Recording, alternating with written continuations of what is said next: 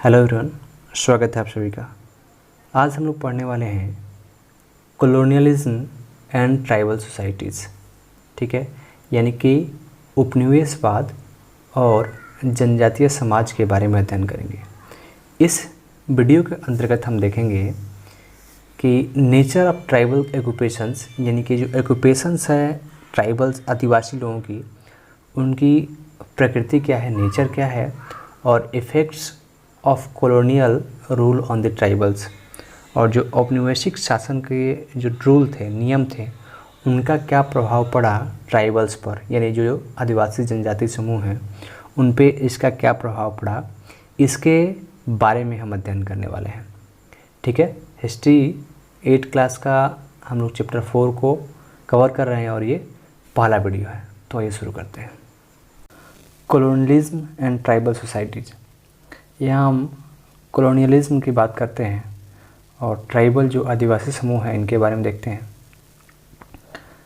Tribals, Adivasis और aboriginals were usually the inhabitant or the vast tract in western, central, southern, eastern and northern eastern part of the country।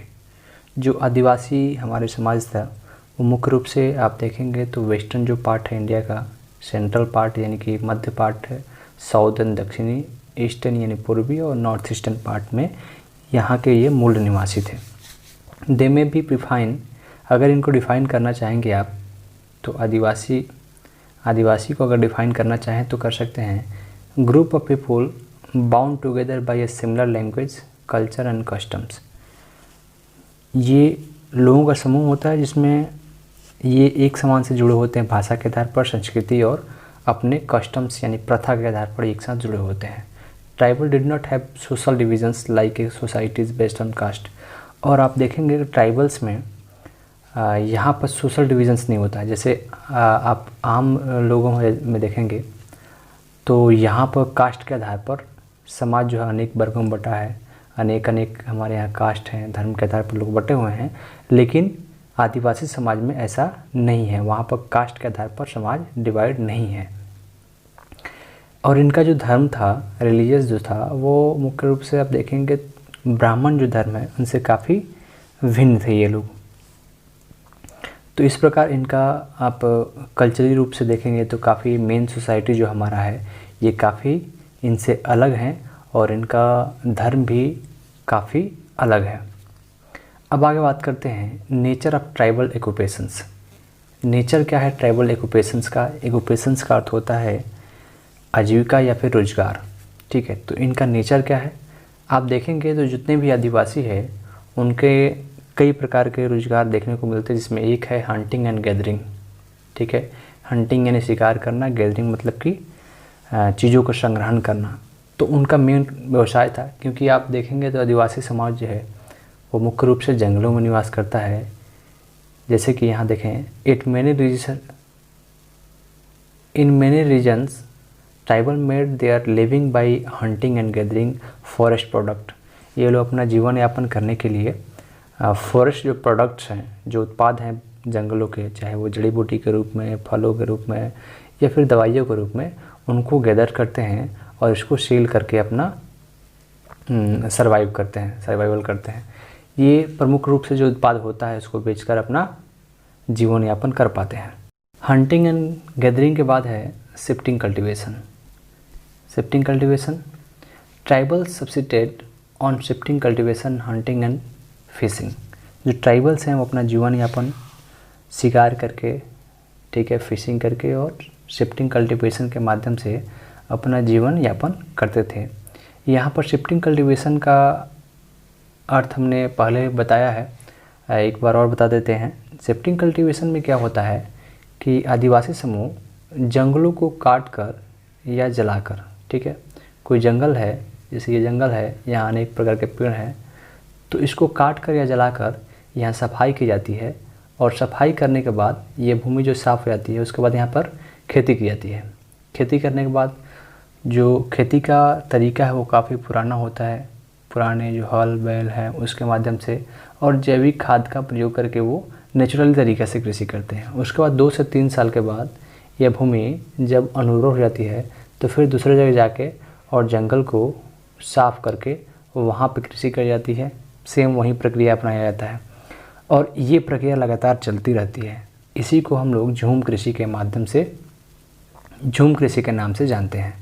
ठीक है, इसको अगर define करना आप चाहें तो लिख सकते हैं, shifting cultivation means that once fertility of soil in a particular plot of land was exhausted the tribals move to another field. और इस प्रकार झूम खेती का अर्थ है किसी भूमि की उर्वरता समाप्त हो जाने पर एक स्थान से दूसरे स्थान पर कृषि को करने के लिए जंगलों की सफाई करना। तो शिफ्टिंग कल्टीवेशन के माध्यम से हम लोग देखते हैं। ठीक है, तो आगे बढ़ते हैं। तो इसके माध्यम से वो अपना जीवन यापन करते थे। यहाँ पर मैप दिया हुआ है, इसको हम ज़ूम आउट कर देते हैं जिससे सब कुछ दिखे आपको। यहाँ पर देखेंगे अनेक क्षेत्रों में भारत के अलग अलग जो आदिवासी हमारा समाज है, जो ट्राइबल्स हैं, वो निवास करते हैं, करते भी थे पहले भी।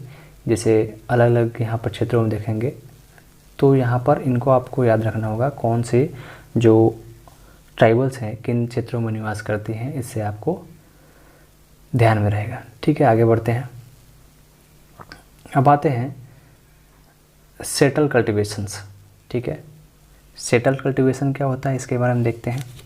जैसे सेटल्स यानी कि अस्थाई cultivations, many tribal groups settle down even before the 19th century. बहुत सारे आदिवासी समाज हैं जो 19वीं शताब्दी के पूर्व से ही एक स्थान पर बस का अपना खेती कर रहे हैं और ईयर बाई ईयर अपना फील्ड में अपना अनाज उगा रहे हैं। तो इस प्रकार की भी खेती किए जा रहे हैं जिसमें आदिवासी समाज एक स्थान पर रहकर अपना कृषि का पूरा कार्य संभाल रहा है। Certain example suggest that the land belongs to the clan as the whole, as not to any one individuals, as was the case with the Munda of छोटा नागपुर। आप देखेंगे तो एग्जाम्पल्स देखने को मिलते हैं जहाँ भूमि पर अधिकार एक व्यक्ति का, इंडिविजुअल्स ना होकर पूरे होल जो जन था उस समय का, जो पूरा समुदाय था, उसके ज़िम्मे देखने को मिलता है। जैसे मुंडा है छोटा नागपुर क्षेत्र में, छोटा नागपुर पड़ता है झारखंड में, तो वहाँ पे ये देखने को मिलता है। नेक्स्ट है कैटल रेयरिंग, पशुचारण या पशुपालन कह सकते हैं। Some tribal group were depend on herding and rearing animals. कुछ आदिवासी समूह हैं जो पशुपालन और उनको शिकार पर निर्भर करते हैं। They move from one place to another according to weather conditions along with their animals. जो अपने पशुओं को मौसम के अनुसार एक स्थान से दूसरे स्थान पर ले जाते हैं और उनको चराते हैं और उसी से अपना जीवन यापन व्यतीत करते हैं। जैसे यहाँ पर देखेंगे, the Van Gujjars of the Punjab hills and the Labadis of Andhra Pradesh were cattle herders, most of the tribals were nomads. आप देखेंगे एग्जाम्पल के रूप में, जैसे कि पंजाब में आप देखेंगे तो पंजाब में पहाड़ों पर वन गुर्जर और आंध्र प्रदेश की लवादी पशुपालक जो लवादी जो हैं वो पशुओं को एक समूह में लेकर घुमाते हैं, चढ़ाते हैं और अपना जीवन यापन उसी से करते हैं। मोस्ट ऑफ देखेंगे तो यहाँ पर नोमैड्स हैं यानी कि घुमंतु लोग हैं। नेक्स्ट टॉपिक है how did colonial rule effect tribals life. जो कॉलोनियल रूल है ये किस प्रकार ट्राइब्स लाइव्स को कैसे प्रभावित करता है, इफेक्ट डालता है, इसके बारे में देखते हैं। यानी औपनिवेशिक शासन में जो रूल था उसका आदिवासी समाज पर क्या असर पड़ता है। फर्स्ट है, during the pre colonial time tribal chief enjoy many administrative and influencing rights. Pre colonial time में जो ट्राइब चीफ यानी सरदार होते थे पूरे आदिवासी समूह का, वो एंजॉय करता था administrative power and influencing rights को भी। But during the colonial period there was a loss of power for the tribal chief, they had to obey. लेकिन यहाँ पर कॉलोनियल पीरियड के बाद इनकी जो पावर था ट्राइबल चीफ की, वो क्या हुआ, लॉस हो गया, मतलब खो दिए, और वो कह सकते हैं कि उनकी शक्ति जो है, पावर जो है वो छीन ली गई। British law and the government restricted the right of the tribal chief. जो ब्रिटिश लॉ था उसके अनुसार जो गवर्नमेंट के द्वारा ट्राइबल चीफ की शक्ति थी, राइट्स थी, उसको छीन लिया गया, ठीक है, रिस्ट्रिक्ट कर दिया गया, प्रतिबंधित कर दिया गया। इसके अलावा उस समय फॉरेस्ट लॉ जो था उसके द्वारा भी काफ़ी इम्पेक्ट पड़ता है आदिवासी समाज पे, जिसमें the British extended their over all forest and declared the forest were state property. जो जंगल था उसको ब्रिटिश गवर्नमेंट ने स्टेट प्रॉपर्टी को रूप में डिक्लेयर किया। नेक्स्ट है some forest were classified as a reserve forest which was used to produce timber which the British wanted. कुछ जो जंगल थे उनको क्लासिफाइड कर दिया गया रिजर्व फॉरेस्ट के रूप में, आरक्षित वन के रूप में, जिसमें जंगलों की कटाई यानी पेड़ पौधों की कटाई, साथ ही साथ वहाँ से किसी प्रकार की गतिविधि को प्रतिबंधित कर दिया गया, जिससे जो आदिवासी ट्राइबल सोसाइटी थी वो उसके अंतर्गत ना ही अपना पशुचारण कर सकती थी, ना ही उसमें जो फॉरेस्ट का प्रोडक्ट था उसको प्राप्त कर सकती थी, गैदर कर सकती थी, जिससे उनमें एक द्वेष भावना उत्पन्न हुई। और ब्रिटिश जो गवर्नमेंट थी वो चाहती थी कि यहाँ पर टिम्बर जो है उसको प्रोड्यूस किया जाए, ठीक है। नेक्स्ट है the colonial officials allowed some land for Zoom cultivation that they would provide labor for the forest department for looking after forest। यहाँ पर आप देखेंगे तो जो ब्रिटिश गवर्नमेंट थी, ठीक है, उन्होंने कुछ हद तक झूम कल्टीवेशन के लिए लोगों को अलाउ किया, ठीक है, ये अधिकार दिया कि आप झूम कृषि कर सकते हैं, क्योंकि बहुत विवादों के बाद आदिवासी समाज जो है वो झूम कल्टीवेशन के लिए अलाउ तो कर हो पाया कि वो कल्टीवेशन कर पाए, लेकिन बहुत सीमित मात्रा में।